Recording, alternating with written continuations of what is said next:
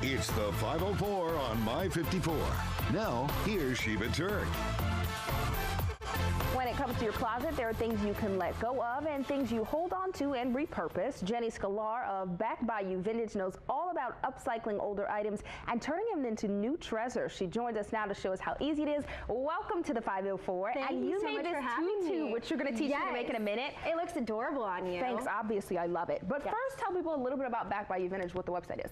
Bayou Vintage is actually my clothing company. I have an Etsy store. I sell all vintage and handmade goods. BackBayouVintage.com is the blog that I have that supports the store, but it also has mostly DIY tutorials. So everything we're doing today is actually on my blog right now. Great, so and it's getting into Halloween season, so big thing, of course, is going to be costumes, tutus. I know you recently got some big attention for a costume you made. Tell everyone about that. You made it on BuzzFeed, right? Yes, well, my 15 minutes of fame before this, which hopefully this will outdo that, was dressed as a burrito. I took Taco Bell wrappers and I crafted my own dress out of it. So it was a fully formed blouse that actually stayed together pretty well most of the night, and then I created a tutu actually out of Taco Bell bags. That is so cute. Yeah, well, let's do that now. Can we make a tutu today? Yes, definitely. All right. So I brought this really awesome fabric. This is tulle that I bought at Walmart. You can really buy it just about anywhere. I would recommend getting it on a spool. It's a little more expensive per yard, but it saves you so much time. And as you can see here, I've wrapped it around a record. And what this does is instead of like laying it out on a table and trying to measure the exact right spot to cut, this is the easy like shortcut to getting pieces that are all the same length. So all you have to do is you can even tape the piece of tulle down to the record when you start rolling it, and then you can actually try right over. You just hold the piece right there. Wrap it around. Yeah, wrap it around like that. And that makes sure all your pieces are even. Yes. So then, do I keep wrapping? We can unwrap it for right now. Yeah. Now that everyone knows how to do that. So then you would take the record, and I just use a record because I find that's the perfect size for a child's tutu or a poofy one like the one you're wearing. I used a record for that one as well. And you just sort of stick your scissor under the tulle and cut gently, because otherwise you'll get jagged ends. And then voila, you have all of your pieces the same length. So then what I recommend is either taking a headband for a child's tutu. This is great if you don't want to sew, don't know how to sew, don't like to sew. Yeah, let's stick with that version. Yes, and this is great also because they come in great colors. Elastics usually come in white or black. I brought both of them as examples. For this, you could even safety pin the elastic or knot it. But if you're making a child's tutu or you find a very stretchy headband, this is a great alternative. So all you would do is take one piece of tulle and fold it in half, as you can see. And then you like create a loop. So you put your hand through the loop. Can I be making one as well? Yes, definitely. You grab the headband, and then you sort of pinch the end through. So that's like a slip knot technique.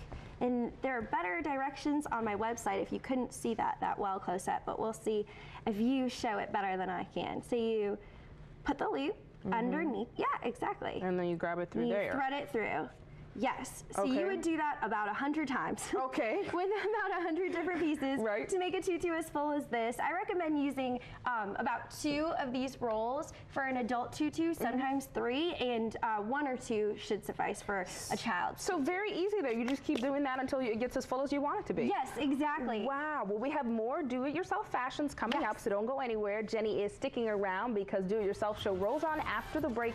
Coming up, Jenny of Bayou Vintage shares some treasures of unwanted items. You're watching the 504.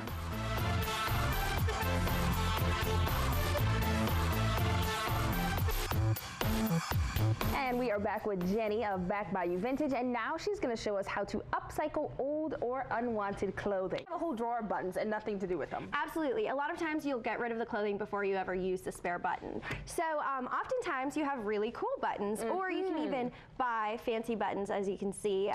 These were $148 from Walmart. Clearly I shop at Walmart a lot.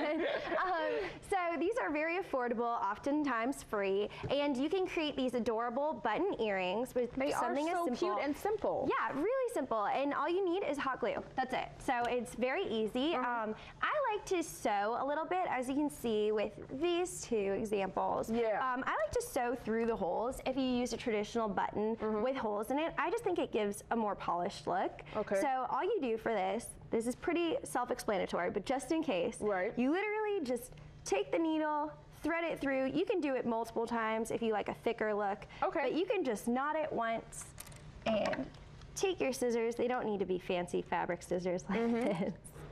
And cut off the strings, voila. And then you'll have one thread through there. Yes, exactly. And that just gives it a more polished look at the end. Now, all you do, you have to be very careful because hot glue gun obviously is very hot. Yeah, a little bit dangerous. That's okay. Yes. And you can get these earring backs at any craft store, Michael's. You can buy them online for really cheap. They're about 60 cents usually a pair. And you can buy them in bulk too.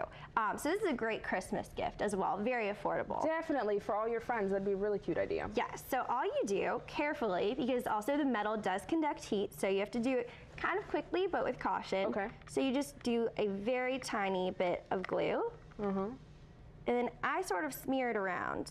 I don't want it to have a big dollop of glue because there are holes in the buttons. So it would come through. Yeah, so you really don't want to burn yourself. Okay. Obviously. And then you could even put it on a little table and just press down like that.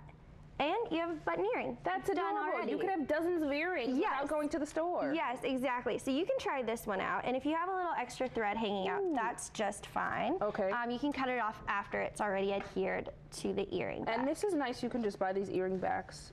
Yeah, you can really get them anywhere. I would recommend getting nickel-free earring backs if you have sensitive ears.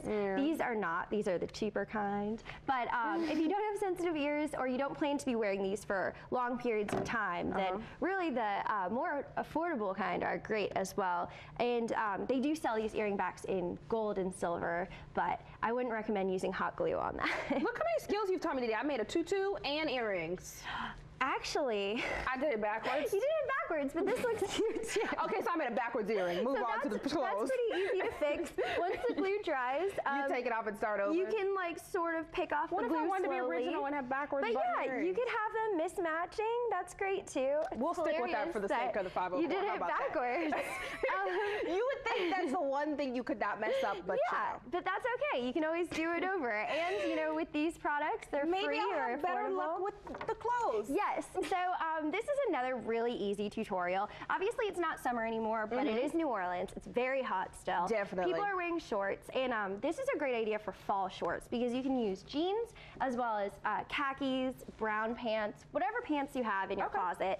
I would recommend a thicker fabric. If you have yoga pants and you try to do this, it's not going to work. Like a sturdier fabric, it seems? Yes, exactly. A sturdier fabric, something along the lines of jean or khaki. So this is an example of some shorts I've already done, and this is a no-sew short. So if you do not know how to sew, you do not want to sew, you don't have a sewing machine. These are the ones for you. Yes, absolutely. On my website, I have lots of things that involve more complex sewing techniques, but I really like to allow for the more crafting challenged people to be able to follow along and do things on their own. So all you need is scissors. I recommend fabric scissors if you want to be doing it perfectly, but this really, as long as they're sharp enough to cut the fabric, that's all you need. All right, so get some scissors. And safety pins, and then the pants. All right. So we'll do these jeans. So these are jeans. They look fine, but the pant legs are a little out of style. They're a little wider. You know, obviously skinny jeans are still in, they're not going out. Okay. So at this point, these pants are pretty useless to me. So what I would do is, I'll let you do the next leg. If you just lay out the pant leg, do not cut it too short. Okay. That is the only way to mess this up. If you cut it too short, it's just, there's no going back. You can't fix, I mean, you can fix it by sewing stuff on, but without sewing, you can't fix it. So roughly about an inch or two lower than where you would want your shorts to end up. Okay. Just cut straight across. And let's just do the one leg because we're almost out of time. Yeah, but we do want to explain to people how you do it. So then you would literally just fold it up. Okay. And fold it a second time so that the unfinished seam is covered. Okay. And for jeans, that would stay on its own most likely. But just to be sure, on the inseam, right on the seam, you put a safety pin and you do it on each side. And you have finished shorts. And that's it. It took literally 1 minute. And look how adorable that is. You can imagine the finished version, and you can wear them with your button earrings. Yes, well, exactly. Thank you so much, Jenny. Very useful information there. For more of Jenny's DIY fashions, you can visit her website. That's backbayouvintage.wordpress.com.